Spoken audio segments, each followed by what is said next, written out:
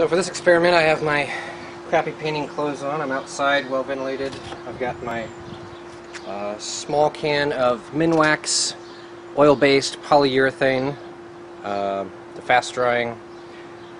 It is not the water-based, you don't want to use the water-based.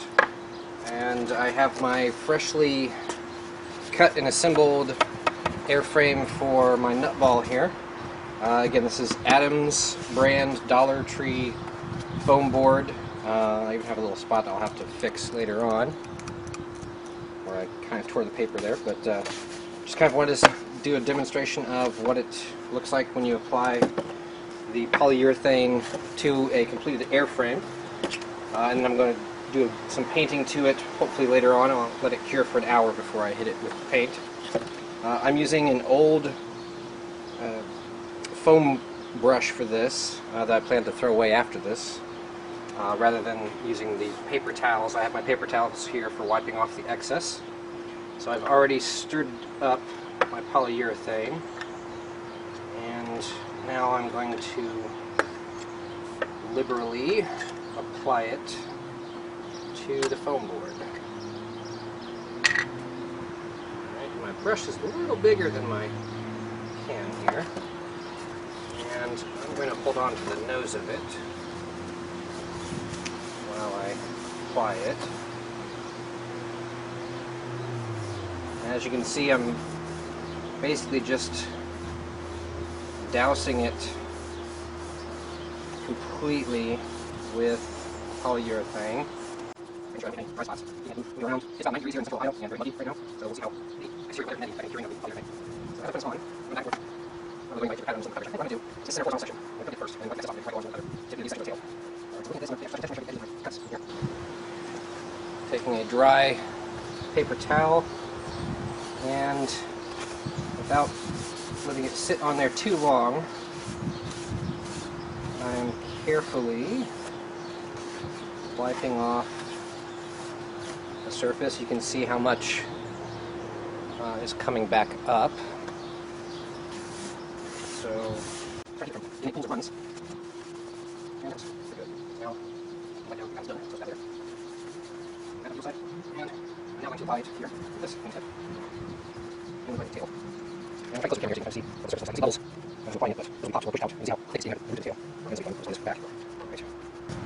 And running this along the edge of the paper, just to try and make sure I get all the exposed fibers. And now I'm going to take my top down.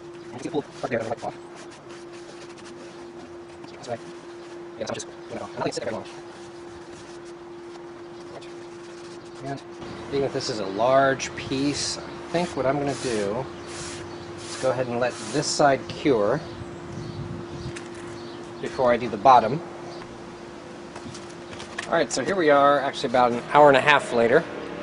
I waited about a half an hour for this side to cure, and then it wasn't tacky anymore, and went ahead and did the bottom side here with the paper towel rather than the brush. The brush had started to harden up at that point, and I hung it up by my little S hook, and apparently the wind knocked it down, and it took a little bit of a tumble. So you can see here, oops, as I kick the camera, so you can see some of the rolling tumble edges there, but and it looks like it actually got a little bit of grass in the finish there. But both sides are now treated, and as you can see, there's really not that big of a difference. In my other video I showed what the surface looks like close up, and you may be able to see right here at the very edge there is a little bit of a thick spot where some of the polyurethane kind of clumped together a little bit.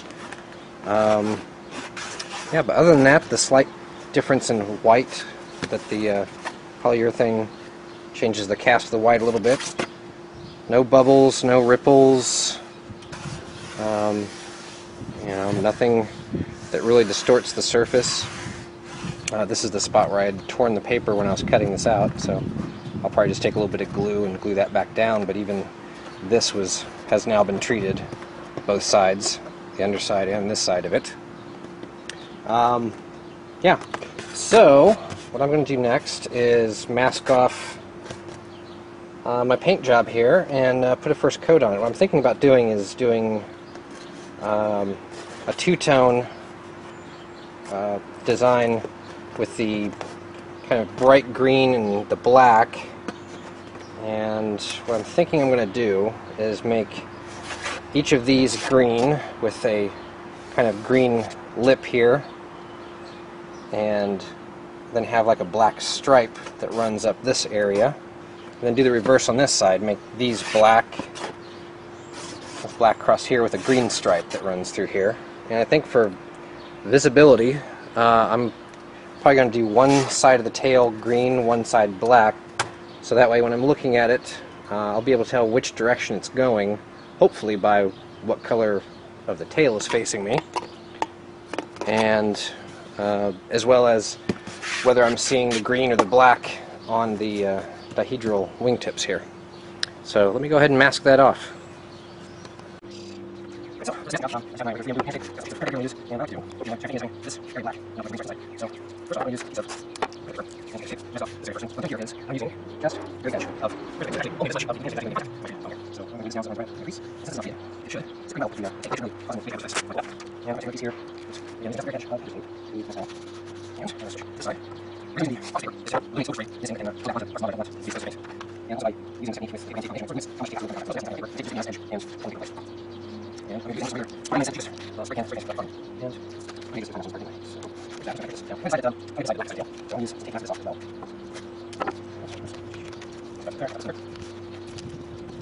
Alright. And we get some tape here. And yeah. Go ahead. I'm going to bring that actually right off. It's right here. That's what I'm doing. And I think like this way, I'm going to use spray can glass. And like this way, I'm going to use spray can and just spray across that. So with my spray. Alright, so here I've got my super cheap quick color. Again, this was 99 cents at Home Depot, I think. I'm going to use the hole here in the bottom of the nut ball to hold my piece. And I'm just going to give a couple light sprays. And looking here, my masking tape came up a little bit. So I'm going to hold that down. And of course the breeze is now going to pick up.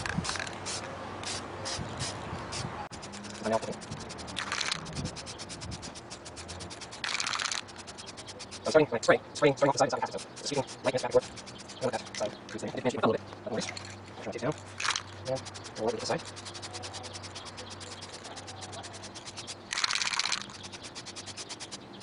I'm looking at the paint itself, I'm trying to avoid getting head covered where it actually is damp or wet. Alright, now I'm going to have to decide this. It's a little tacky, but that's pretty good. Alright, so I'm going to get this side, and for that, I've got my paper set up here. And this is hopefully going to minimize the amount of photo spray I get onto the reverse side. So I'm just holding this tail and onto lightly. That's the color.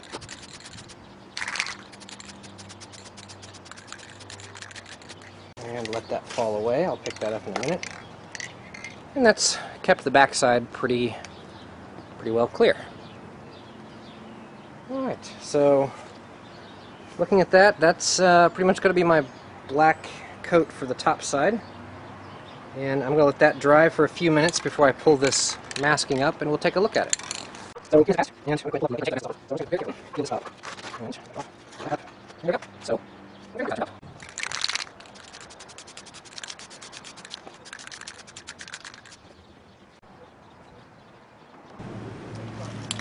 And I'm going to put the green on. This is a Rust-Oleum 2X Ultra Cover. Nothing particular about the, it's actually a gloss key lime.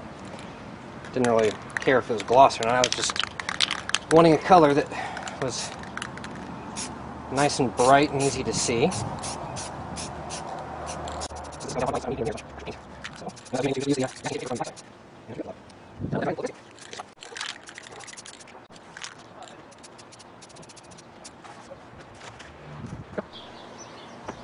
Alright, so this is just me playing around with the masking tape here. And I'm going to try and carefully add a little character to the top of this. Just lightly spritzing the paint on.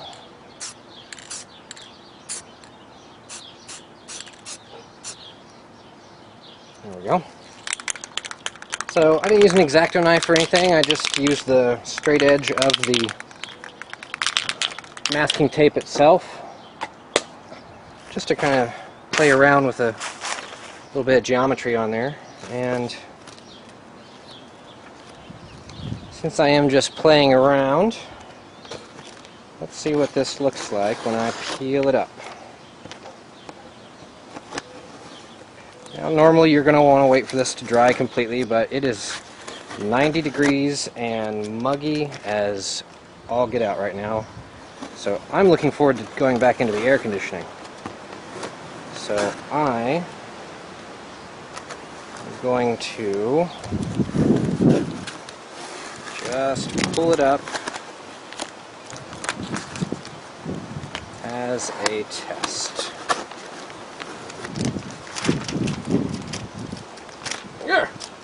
And now I've got it stuck to me. Ah.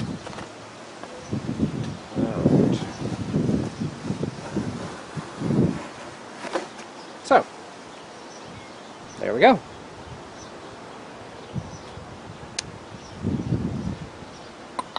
Oh, still got a little bit of glue there.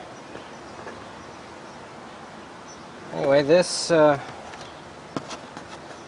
is now my... Oops, helps if I get it in the frame. It's now my fully painted Nutball. Again, this is coated with the polyurethane and just a quick half-hour spray paint job on both sides. So, hope you enjoy.